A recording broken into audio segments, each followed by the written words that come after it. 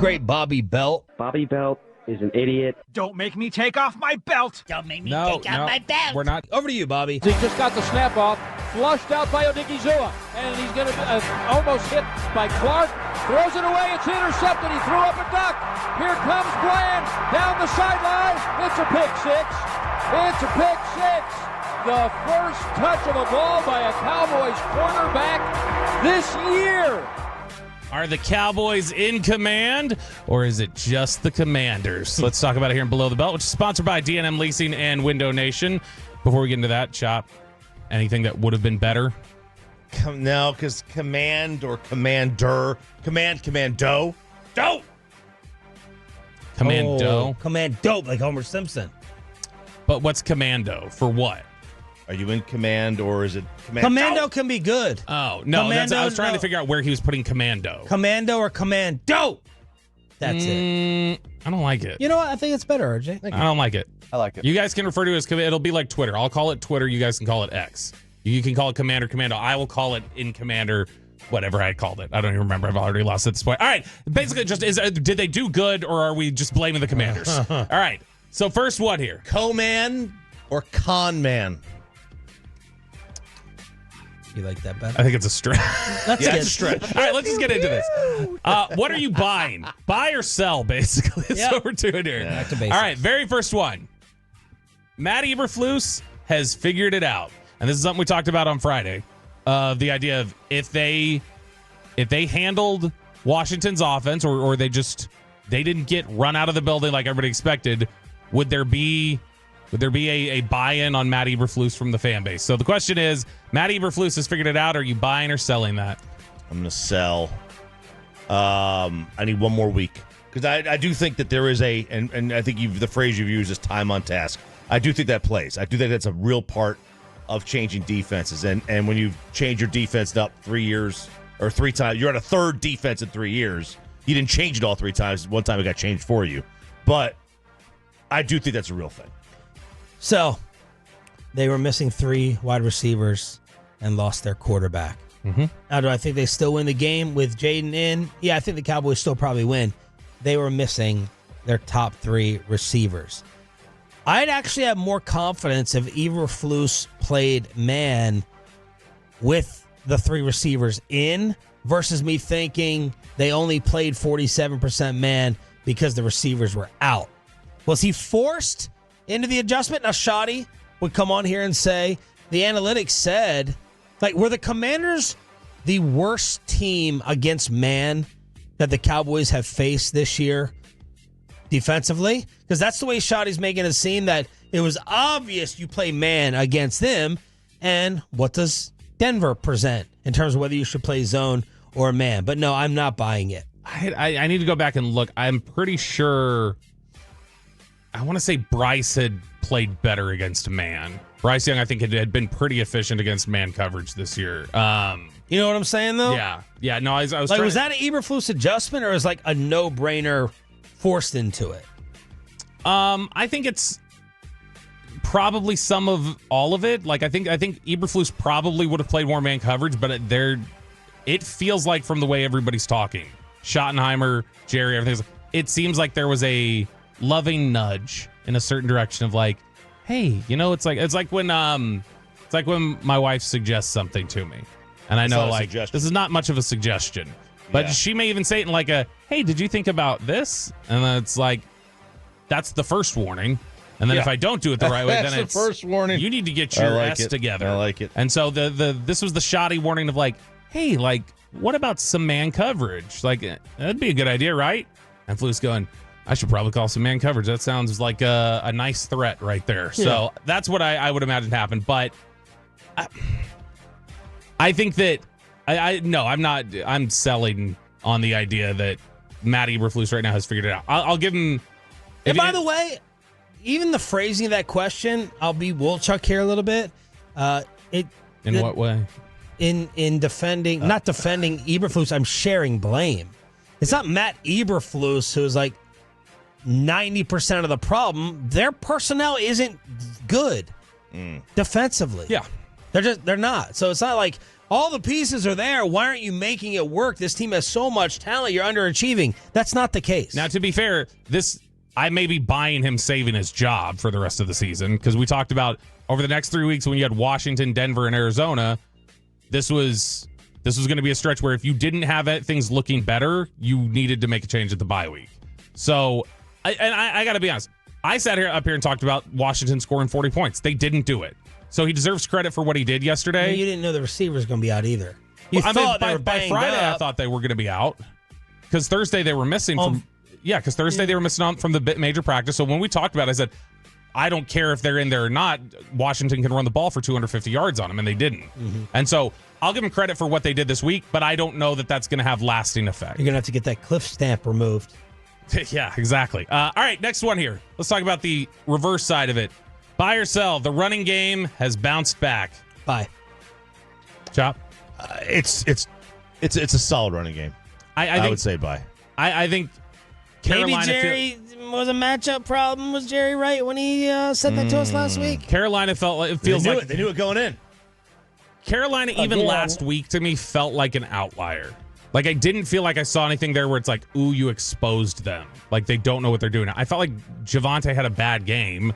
And I felt like they were just beating you up with their muscle inside. They were able to blow up plays consistently, and Christian Roseboom was seeing everything a step ahead. I mean, no offense, but like, no duh, it was an outlier. Like, Javonte was 97, 76, 85, 135, then 29, then yesterday 116. So, by the way, they did him dirty. I had to tweet this during the broadcast. Javonte? Yeah, they did that man dirty on the Fox broadcast. Guys, he is not this heavy. Look at how round they make Javonte. That's not making him look fat. Yes, it is. I hate the Fox anime. I know. I hate this anime. Look at his left bicep. How big that is. The bicep's big, but they're making him look like he's a big guy with a beer belly. That's what they're making him look like. Yeah, I think they're making him look the girthquake. Look at his face. That's not muscle in his head. They're making him have a rounder face than he has. I don't care for the anime crap Speaking they do of big guys, why? I don't know. I just show me their picture. Yeah, I'm not 6 years old. All right, next one here in command or just the Commanders or Commando Washington or Washington. There we go. Deron Bland is back. You should really just be an ESPN Chiron person with the topics. You should come up with the topic names and just quit. He was meant to work at the Post. Is what he was supposed to do. Deron Bland is back. No. I know he had the pick six. I'm giving him the props for the tackling. Look, if you're going to pay someone $90 million, I need to feel like you can cover their one for 50% of the game. I need to see some pass breakup, pass deflection highlights. Mm-hmm. He's had it with all the pick sixes a couple years ago. Yesterday, to me, was more about the physicality. Amazing game tackling. Amazing game in terms of using that brute force. But for me to say Deron Bland is back, I need some coverage highlights. So, no, not yet. Not yet. He may have. Some people at Fantex saying he should be our next free safety. Just move him to safety. There was talk when he got drafted. Can we get one good corner? Yeah, that'd be nice. Let's keep him a freaking corner before we move him on over to safety. And Diggs at safety? Do y'all watch the games? Are you kidding me? You want Trayvon Diggs to tackle? He can't be your last line of defense. You think Trayvon Diggs has any range?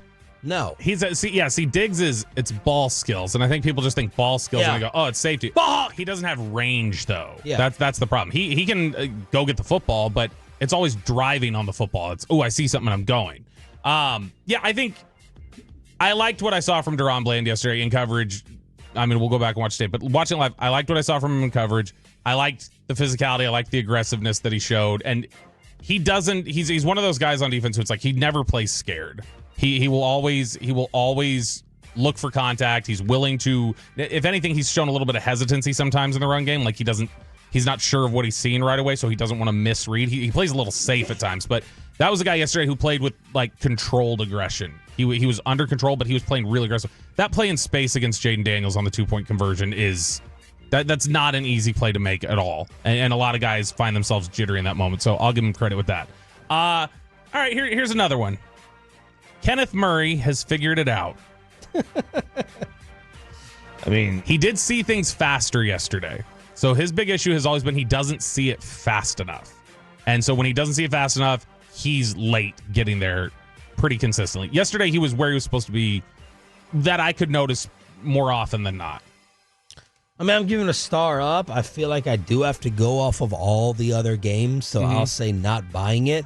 But we will see with your post-hut film review tomorrow at 7:20. But I can't sit here and say Kenneth Murray's figured it out. The argument for it would be... I can't talk to you, honestly, about his reads and recognition. Well, and that's the thing. The argument for it would be a player's read and reactability is what it is. So if you see it getting faster, that's somebody who's understanding their job better. And so, like, it would be an issue of, like, he knows what he's supposed to be doing. He's getting it down. He's getting down his responsibility better, so he's able to read and react fast. I mean, it would not surprise me. I mean, if this was a game where a lot of I mean, it seems like a lot of the guys figured it out. Again, I think I need to see it another time. I just can't sit here and say right now that he's figured it out. All right, and this will be the last one here. Jadeveon Clowney has knocked off the rust, and he is here to play. Yeah, I have confidence saying that because we've seen this before from him. Like not here. He's obviously, a mercenary. That's what he does. He's a mercenary. He goes new places every year, and he seems to put together solid campaigns. Not necessarily. Again, the sack numbers are never going to be there, but he becomes like a reliable, consistent football player. He knows where he's supposed to be. Cap integrity. He knows what he's doing. Sean, is that just the 4-week ramp up to get him to being in football shape? I'll cautiously buy it. I have some optimism towards it. What about you? Yeah, I mean, like, we'll go see how everything played out the way that it was. I think what you saw yesterday is probably just, a guy who needed some time to get back in there, knock the rust off, and now I would imagine he's going to be the guy that he's always been. Because I was about to dismiss it and be like, he's 35. No, he's 32. He looks 35. He looked 35 when he was drafted, though, to be fair. Probably breaks your back next time he sees you. Let's talk about the Cowboys. And I had an interaction yesterday with one Paul Worth from Worth Collecting. Good. Who is an avid Commanders fan. Oh. And it was rough for his business. He was also at the game with his family. And I told him ahead of time, I was like, I hope you have a terrible day. Same. And he goes, you too, buddy. And so he, as many people do, was talking about the Cowboys fans, and he's like, oh, did you go and buy your Super Bowl tickets? Because I know that's how a lot of people feel. It is the roller coaster ride that is the Dallas Cowboys, where multiple times this season, they've already looked incredible and like one of the worst teams in the NFL. So we're to the point where we're 7 games in, and I don't know if this team is good or not. Okay. You don't know if it's good or not? Yeah. Yesterday they looked good. Last week they looked terrible. It's good at things. Okay, I'll concede that. What exactly, like, we know the quarterback is good. And if you're going to argue about that, don't bring that here. Come on. What are you even watching right now? We know the running back is good. Yes. I don't know. It was good to see that yesterday. Yeah, it was nice to see that they got that back. I'm going to chalk that up, Kevin, to Tyler Smith had been out and then and then he was back in, and it took a minute. The offense took a minute to get back rolling a little bit. Booker being back was nice too. Yes. We know that we have 2 really good receivers. A tight end that's playing as well as we've ever seen him play before. And he is a touchdown machine this season. They have lots of plays for him. They have a lot of plays for him whenever they get in the red zone, and that's good. I love seeing that. We also know that the defense has room to grow. Right. And when this is the question I'm asking right now, because they played 56% man yesterday, and you saw that immediately. And Elam and Bridges were talking about it after the game, and they were like, he's allowing us to do the things we're good at. He's given us these opportunities to go out there and be this for ourselves. Show that, Kevin, you know how I always say Mike Maddox goes out there and says, do it your way, buddy. Right. We'll see how that works out. And then whenever you screw up, he's like, now do it my way and watch how much better you are. I wonder if Eberflus was like, all right, guys, show me that you deserve to play man. Whenever you guys start showing me like the things that I need to see, then I'll start doing a little more of that. Once I can trust you to do your jobs, then maybe I'll let you do it. Now, again, Kevin, those receivers yesterday, for Washington were not Deebo Samuel or Terry McLaurin. Right. We understand that. For anybody that just showed up, we understand that. But they said, we're going to play this man, and our linebackers are going to do their jobs, and the defensive line is going to do their jobs, and we're going to have a good defensive game. I don't know if you're going to see that every game, but it looked like Eberflus trusted his guys a little bit more yesterday, and I think that's important. All right. I'm going to go ahead and throw out my bold statement now. Super Bowl? Not that bold of a statement. All right. I'm going to throw out my lukewarm statement right now. Terry McLaurin, Deebo Samuel, no Browns on the IR, so I'm not counting him. Have both of them yesterday, Cowboys still win that game. Because look, man, your defense for Washington was still getting torched. Now, I realize having both of those players has the opportunity to extend offensive drives, which can flip field position or just give fewer opportunities to the Cowboys offense. The Cowboys dominated that game yesterday, so much so that I was able to reflect about the idiocracy of a handoff 5 yards deep into the end zone when you're on the 1 yard line and you're like, for God's sake, sneak it. Yeah, that was frustrating. That was such a stupid play call. Or just quick slant. I hated it. Over and over. Yeah. Let anger deal with it. I really thought, because look at the way that game played out. You scored a touchdown, then you force a 3-and-out, and you're like, what kind of sorcery is this? And I was like, here we go. We're going to rock and roll.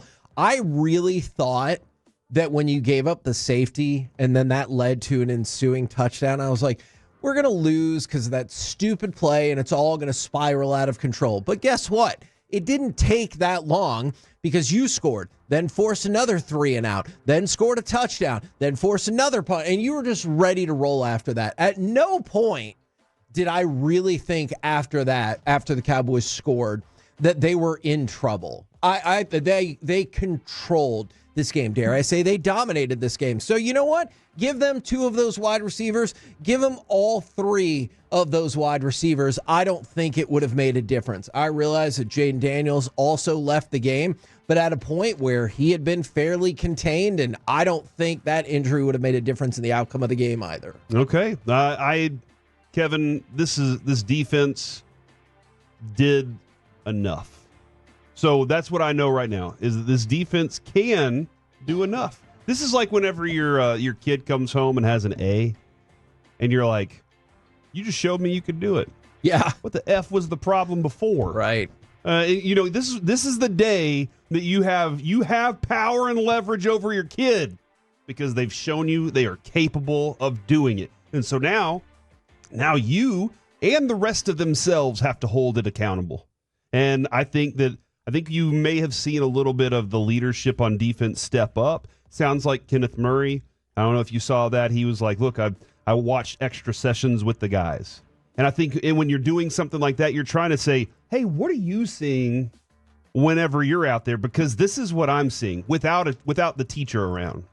You're like, hey, this is what I'm expecting to happen whenever I do this. What are you guys seeing? And then y'all have that communication, and then they go, oh, well, that's not what's supposed to be happening. So Kenneth Murray was a little bit better yesterday. The defense was better. And now you hold them to that kind of it. All right, guys, if that's what it takes, do an extra couple sessions every week. Yeah. Whatever it's going to take, that's what you need to do in order to make sure your defense is prepared each week. And that is one of the things that I love and hate about the Cowboys, if that makes sense.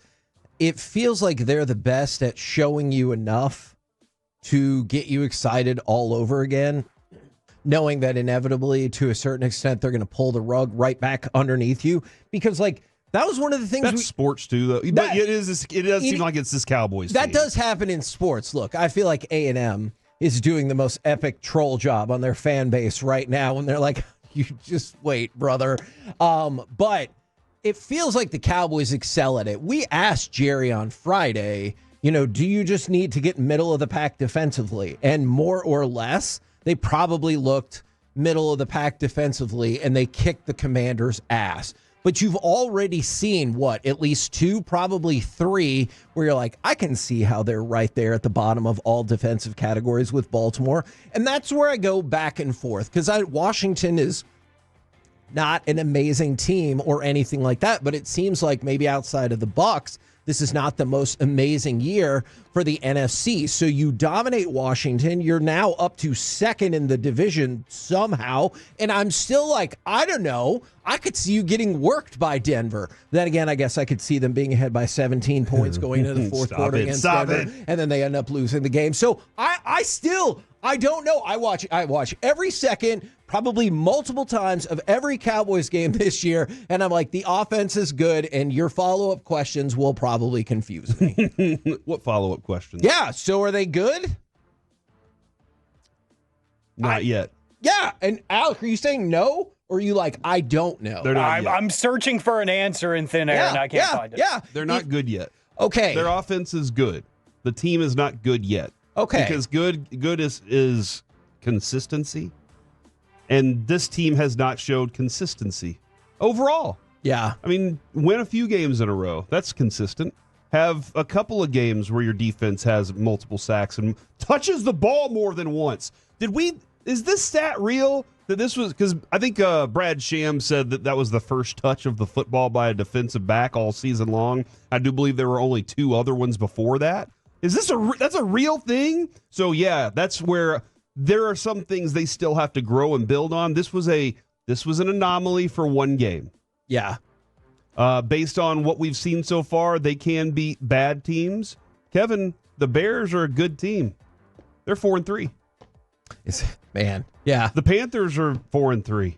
That's so weird. So the Cowboys have lost to good teams. And the Eagles have a winning record too. They're 5-2. So you've lost to good teams. You've beaten bad teams. You got to figure, and I guess the Packers are kind of a what are they really? Yeah. Because you tied them. So that's where you are. You're exactly Kevin, this is as Cowboys as it gets. Okay. 3-1. All right, great. Well, then we can go ahead and just figure this out right now. Are you ready, Alec? Here we go. All right, so you're going to lose to the Broncos, beat the Cardinals, beat the Raiders, lose to the Eagles, lose to the Chiefs, lose to the Lions. Ooh, starting to get just a little bit of rough right there. You're going to tie the Vikings because they're 3-3, and so that is how it's going to work. But you know what? You might be right. I will tell you this, and we talk about. I had the Cowboys at 4-3 right now. Okay, based on my table. That I put together. And what was the season. final? 9-8? 9-8. Okay. I had them at 4-3 right now. Nobody would have predicted the tie. Right. So, although here we are. I mean, but there's already been at least 2 games this season, after the Bears game and after the Panthers game in particular, that you wondered if football for the team a lot of our listeners are rooting for, all of us included, was going to matter past next week, maybe past the bye. And the thing that this team continues to show you, for better or worse, is they're going to figure out a way to make it matter. Now, I know this is infuriating for some fans because this goes back to when you would always go to the last week of the season and have a shot, like maybe at winning the division, probably more likely winning the wild card and everything like that. It feels like this team might be destined for middle of the pack once again, but when you watch that offense, I fall into the same trap as everybody else. Trap. I can't stop my mind from running wild and being like, average defense, best offense equals. So hold on, you think they're averaged by the end of the season? That's I don't know if I do. Like, because average right now, Alec, is 22.7 points given up per game. So we were better than average. Better than average yesterday. We did it by points because they didn't give up 0.7. But like, you see what I'm saying, right? If you can get to average defensively, do you think they can be? I don't. Okay, because you don't know. No, because there's part of me that wants to say, oh, I saw James yesterday. He's moving up in the world. I saw Ezraku. He's moving up in the world. Trayvon. I believe in Ezraku. Okay. I believe that's real. Deron Bland looked like a middle linebacker. I believe that's out real. There. And so, like, those are the things. And is this just what Jadeveon Clowney does? And you're like, man, that was a savvy pickup right there. There are elements that make me think that, but it's not fair or not because it hasn't been consistent. Yeah, and like, I don't think you can completely dismiss what happened last week just because we're happy with what happened yesterday. So that's where I'm conflicted. I guess I would lean towards no. All right, but I'm not sure about that. Let's say in the next 2 games, they show to be consistent. Yeah, okay. Oh, hold on. When's the trade deadline? Coming up soon. I think it's the beginning of the month. All right. So you get one more. You get one You're more getting it next month. They look a little consistent and average, and you feel like this offense is elite. They score 40 points a game at home, except for yesterday it was 38 because the defense got. So you think this offense is elite? The defense you think might be average. Can you make a move to make them better than average so that your dream comes true? Here's what sucks. I said I thought it was at the beginning of the month. It's November 4th, so it's right after the Cardinals game. And guess when that is? That's their bye week. Yes, and so that has all the elements. You know what? All right, fine. Jerry's so ready to make. He's making headlines during that week. I will concede the point. You win these next 2 games, and you give up 22 or less points in both of them. Going into the bye, go make a move. Fine, I'll be open for business. 2 weeks ago, you weren't. I know, and this is the thing. This is where, and I want to know, do you have trouble separating it? Alec, do you have trouble separating it? Does everybody listening right now have trouble separating it?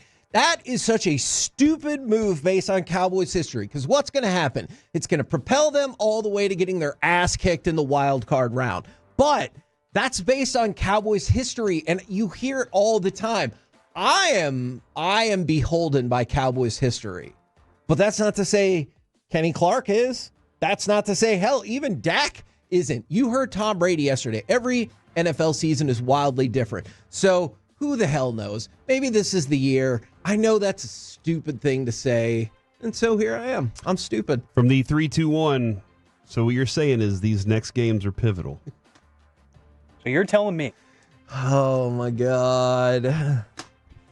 Pivotal! Yes. If the Cowboys Sorry, I was so loud. go into the bye at 5-3-1 on a 3-game winning streak, I'll fall into the trap, because that's what we love and hate about sports, right? I love the fact that the Cowboys could be good, but I hate the fact that deep down I know what's going to happen is in the middle of January, we're going to lose a game on the road in the wild card round. I'm going to be like, yeah, no kidding, dumbass. Mm-hmm. This is always what was going to happen. Hey, man. Thanks, Jerry. I appreciate the hey, man, that you just gave us there. It's kind of like a back to 500 Monday. What do you think this does for you? What's it change as far as what this squad is capable of? I mean, the path to the playoffs is a lot more alive right now, isn't it? Very much so. It's unfortunate that bleeping Carson Wentz wasn't able to fulfill his side of things and knock off the Eagles. I blame New York. What the hell? Because TJ Hawkinson got jobbed.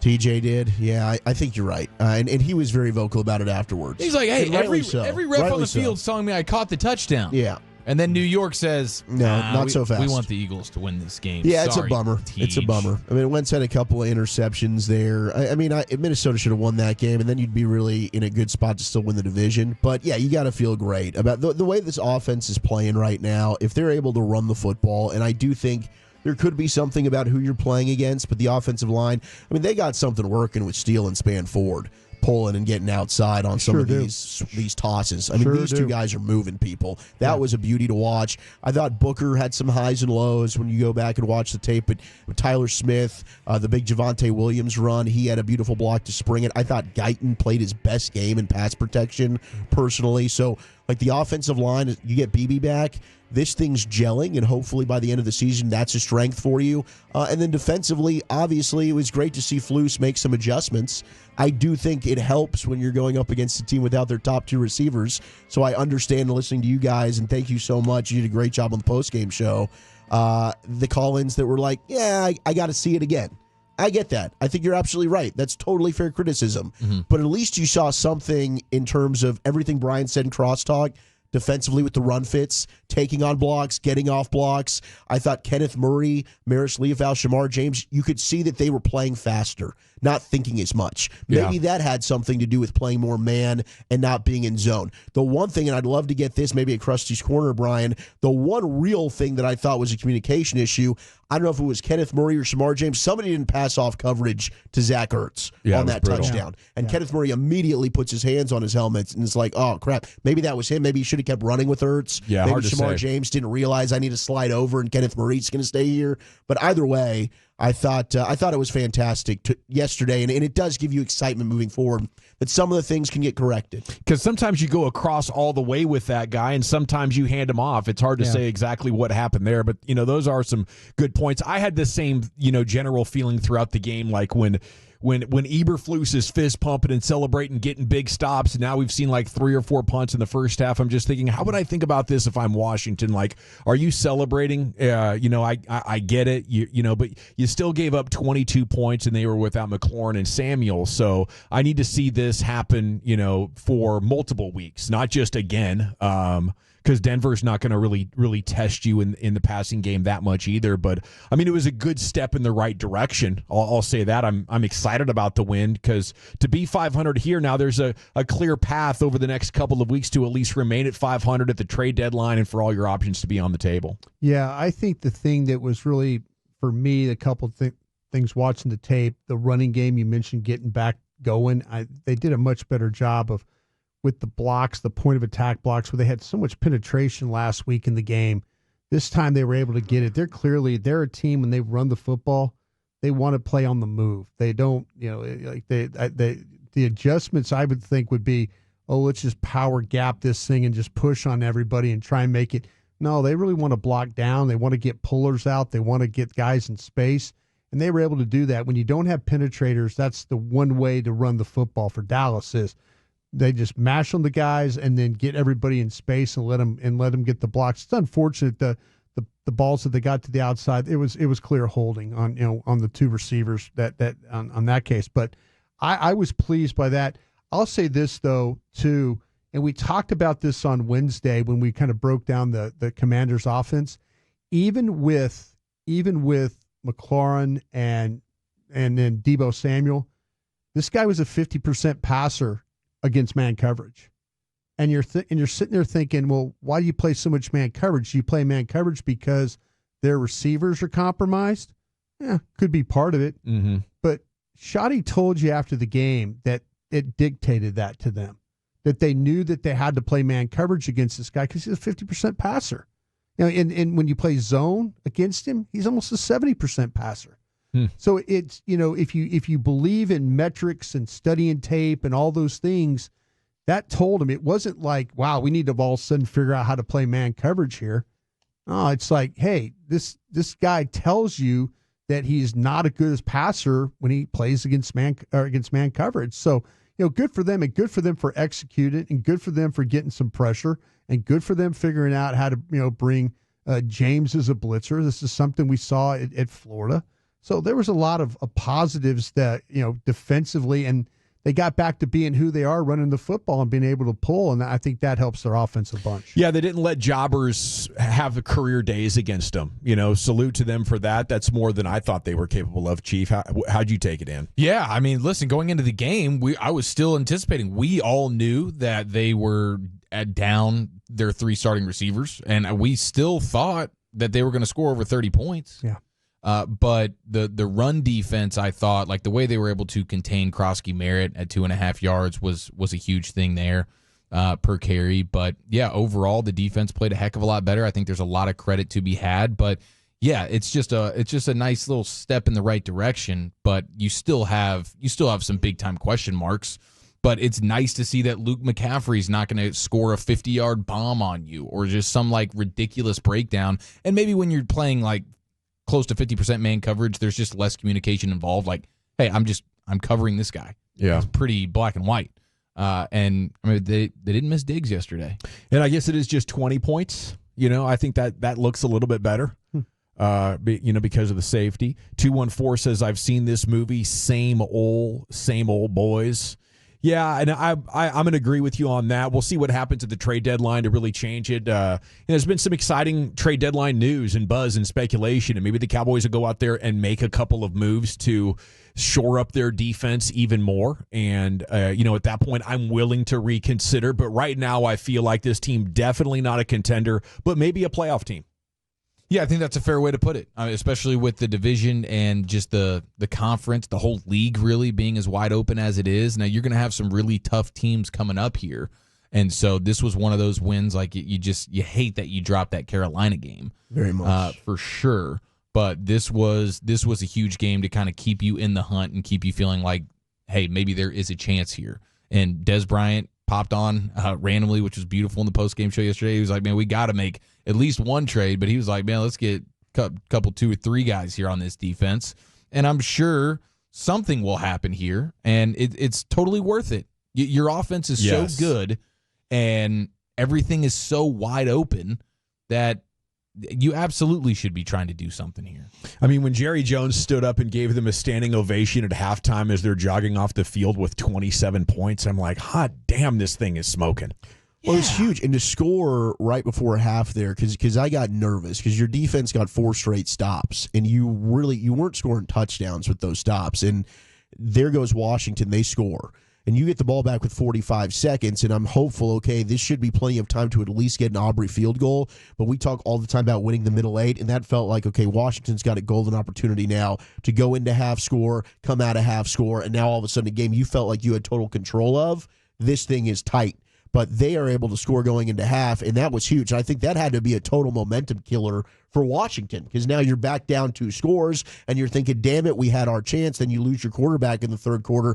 But this offense is contending caliber. Yes. And that this is a big, like, I get it. It is silly, I do think, from a team building's perspective, to pay 2 wide receivers $30+ million.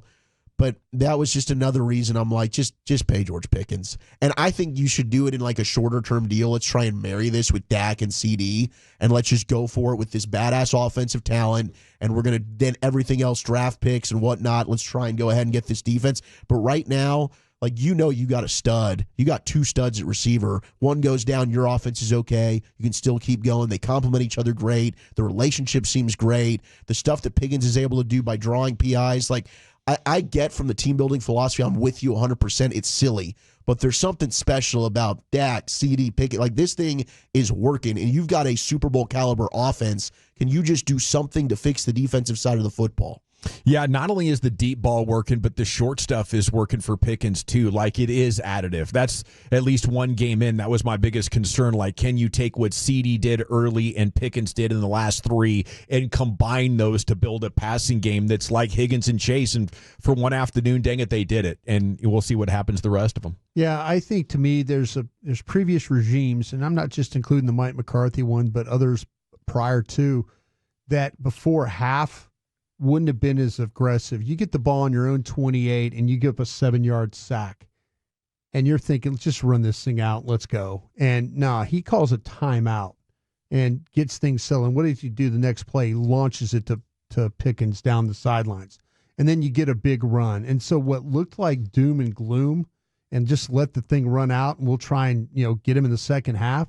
Yeah. This coach, it shows you the faith he has in that quarterback. Mm-hmm. And the quarterback's rewarding him, and he's got faith in those wide receivers too. To sit there and launch that ball the way he did, after giving up a sack, that tells you a lot about where the head coach is and about where the quarterback is right now. Yeah, I wonder how many first downs they got yesterday with more than 10 yards to go. It just seemed like they were setting themselves back and then making an explosive to make up for it almost immediately. Yeah, I need to take a look at that because it felt the same. Yeah, they were in 3rd and longs, 2nd and longs quite a bit, but they're good enough to overcome that. And you've seen Dak be that guy plenty throughout his career, put the team on his back on 3rd down and tear him up. But yesterday was definitely an example of that. Okay, 214 says, I penciled in the Denver game as a win, but now I believe they're going to win. Denver's defense won't contain a healthy Dak, CD, Pickens, and Ferguson. Dak's a better Jalen Hurts with the same amount of weapons. I think he doesn't compare that favorably or that perfectly to Hurts anymore, because Hurts is such a runner and he really struggles to read defenses and make decisions. Like, Dak is playing now more akin to, I don't know, Peyton Manning.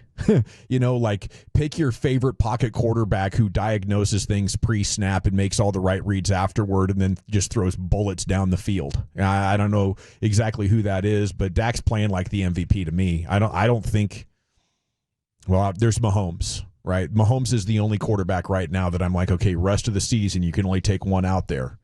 Mahomes, sure. Then I'm going with Dak.